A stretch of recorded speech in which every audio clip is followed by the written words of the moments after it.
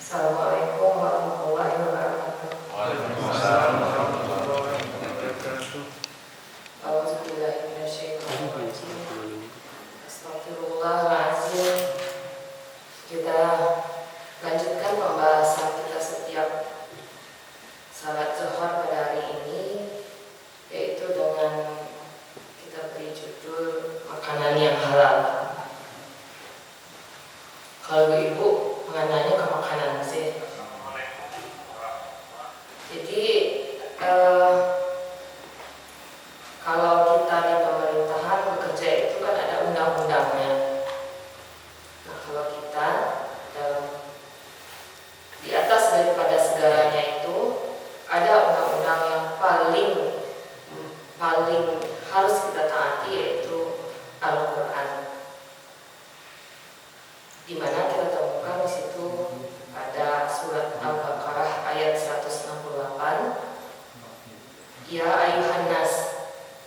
Ya ayuhan nas itu wahai seluruh manusia. Itu tidak memandang apakah Islam agamanya,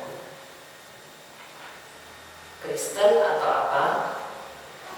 Artinya tidak seperti diperintahkan kepada kita seperti puasa. Kalau puasa kan dikatakan ya ayyuhalladzina amanu. Kemudian dilanjutkan kalu minna fil ardi, makanlah bagimu segala yang di atas bumi, halalan thayyiban, yaitu yang halal dan thayyib. Wala tatabbi'u khutuwati syaitan, jangan mengikuti syaitan. Kemudian dilanjutkan bahwa innahu lakum aduwwun mubin, syaitan itu adalah musuh nyata. Tadi kita katakan bahwa makanan yang halal. Halal itu apa? Halal itu tentu tidak haram. Tidak haram itu kita melihat dari zatnya, dari cara perolehannya. Bagaimana kita melihat bahwa makanan yang kita makan tersebut cara perolehannya adalah halal. Contohnya, jika kita ambil makanan tersebut, sumber makanan tersebut dari merampok, itu berarti tidak halal. Walaupun zatnya halal, nasi dirampok, dirampas, dicuri, karena tadi zatnya itu halal, karena diambil dengan cara yang tidak halal, maka barang yang halal tadi menjadi haram. Itu yang dikatakan halal. Kemudian jika kita memakan makanan tersebut, menjadi darah mengalir ke seluruh tubuh kita, maka makanan yang baik akan menimbulkan kebaikan-kebaikan. Sebaliknya demikian, makanan yang diperoleh secara haram maka akan menimbulkan kejelekan. Walaupun makanan tersebut adalah halal, darah tersebut akan mengalir ke telinga, akan menutup telinga yang memakannya, akan mengalir ke mata, akan menutup mata dari segala kebaikan, akan mengalir ke tangan, akan memerintah tangan tersebut untuk berbuat yang tidak baik. Kemudian tadi disebutkan dalam Al-Quran, kalau undang-undang ada PP-nya, PP-nya Al-Quran itu hadis. Disebutkan dalam hadis riwayat Tabrani, mohon maaf Bapak Ibu, kami menceritakan apa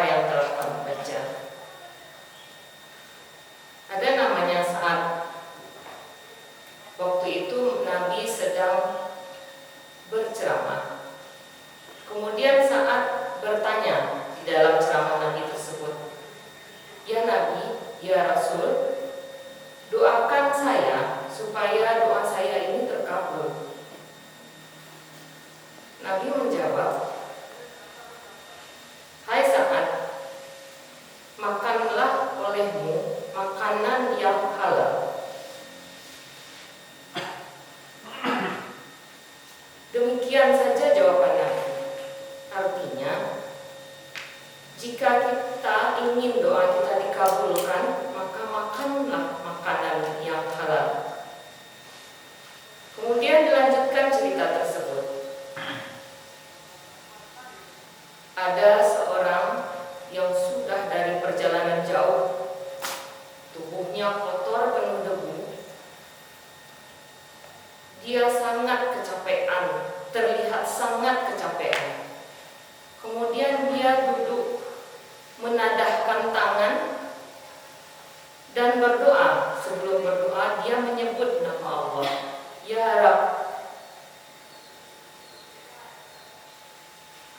Beberapa hadis menyebutkan bahwa jika ingin doa kita diijabah secara cepat, maka lakukanlah hal-hal yang seperti ini. Pertama, lakukanlah perjalanan jauh. Contohnya, kenapa orang berjalan jauh-jauh ke Mekah? Karena salah satu doa cepat ijabah adalah lakukan perjalanan jauh. Orang tadi sudah melakukan perjalanan jauh. Kemudian, tadahkanlah kedua tangan. Kata riwayat tersebut, kalau berdoa itu tadahkan kedua tangan, rapatkan. Itu adalah salah satu cara doa cepat diijabah. Kemudian, sebutlah nama Allah sebelumnya, Ya Rahman, Ya Rahim. Orang tersebut sudah melakukan ketiganya. Lalu apa kata Nabi di riwayat tersebut? Doanya tidak akan diijabah. Bertanya sahabat Nabi, kenapa ya Rasulullah? Ketiganya ada pada orang tersebut. Kata Nabi, pakaian yang dipakainya itu tidak halal. Makanan yang dimakannya tidak halal. Makanya doanya tidak akan diijabah. Demikian kata Nabi. Ada beberapa riwayat mengatakan, jika kita memakan makanan yang tidak halal, maka doa kita akan tertolak selama 40 hari. 40 hari doa kita akan tertolak. Untuk itu, apapun yang kita lakukan, jika sudah masuk ke badan kita sesuatu yang tidak halal, artinya tidak ada gunanya kita hidup lagi, karena doa kita tidak diijabah, perbuatan kita tidak perbuatan baik setelah itu, karena darah yang mengalir dari makanan tersebut menutup mata kita, menutup telinga kita, menutup hidung kita, menutup kepada hal yang baik kaki kita, dan menutup kepada hal yang baik tangan kita. Bapak Ibu yang kami muliakan, kita dilarang memakan makanan yang haram. Kita disuruh melakukan sesuatu yang halal. Pasti ada sebabnya. Pasti ada sebabnya. Beberapa referensi mengatakan hasilnya, akhirnya kita temukan bahwa kita ini hidup di dunia itu, sebetulnya waktu itu Allah menciptakan kita, ada perdebatan antara Allah dengan malaikat. Kata Allah, saya ingin menunjuk khalifah di bumi. Lalu kata malaikat, berarti yang akan engkau tunjuk itu adalah kami, ya Allah, karena pekerjaan kami hanya bertasbih. Kata Allah, tidak, saya akan menciptakan satu makhluk, yaitu manusia. Misi Allah untuk menurunkan kita ke dunia adalah sebagai khalifah. Khalifah itu sifatnya ada dua. Yang pertama, membawa kebaikan. Yang kedua adalah silih berganti. Silih berganti itu kita tidak ada yang kekal di dunia ini. Kemudian perintah Allah itu kita itu diciptakan itu untuk melakukan suatu kebaikan. Itu historinya kenapa kita ada diciptakan oleh Allah. Jadi kalau kita maknai, kita itu hanya hidup untuk, kalau ada visi, ada misi. Misi Allah itu adalah untuk kebaikan. Kalau tidak melakukan kebaikan, berarti tidak mengerjakan misi Allah dong. Kemudian kita tidak kekal, tidak ada kita kekal di atas dunia. Misalnya meninggal bapak kita ada, meninggal kita ada anak kita, kemudian ada cucu kita. Jadi tidak ada yang kekal. Kalau memang demikian, kita diciptakan itu adalah untuk kebaikan. Karena kita sudah berjanji dengan Allah waktu janin di dalam rahim itu, hai janin, kata Allah, maukah engkau menjadi khalifah di atas dunia? Janin itu menjawab iya. Kemudian kita lahir dengan fitrah yang sangat bersih. Jadi tugas kita adalah menjaga bagaimana Allah menciptakan dengan perdebatan dengan malaikat dulu itu, supaya kita tetap bersih. Bagaimana supaya kita tetap bersih adalah pikiran kita bersih, jasmani kita bersih, perbuatan kita bersih, halal, yaitu kita menjaga supaya apa yang masuk ke dalam badan kita ini halal. Karena tadi kita sudah menyimpulkan bahwa kita memakan makanan yang halal, yang baik, akan menimbulkan perbuatan baik.